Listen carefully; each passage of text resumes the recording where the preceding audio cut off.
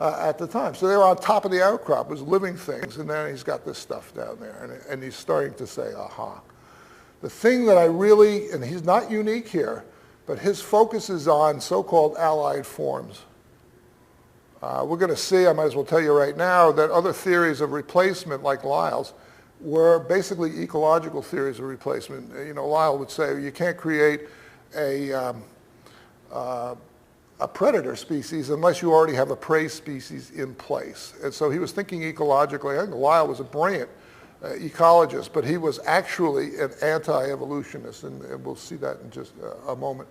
So he's already seeing that there are things that seem to be unique. Let's go to the next slide. Oh, this is a toxoid. Another thing, we had it on display. I have this here because it's a fossil. It doesn't really figure into his thinking that much. It's about 2.5 feet long. It survived the London Blitz, this particular specimen. He bought it for 18 pence from some kids in a hacienda in Patagonia. And they had this thing up against a fence and had been throwing rocks at it and knocked all its teeth out. This fossil has had a checker. I just threw it in because it's a fossil. It's a great fossil, but it doesn't really figure in the next slide. Well,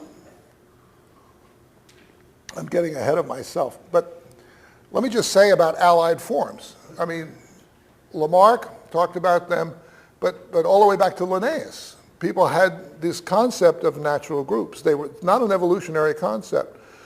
But Darwin looked from the get-go. He was insistent.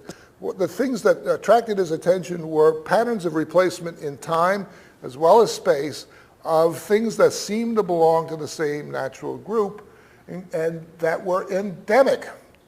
So he knew that he was actually looking, I think it's like a controlled experiment.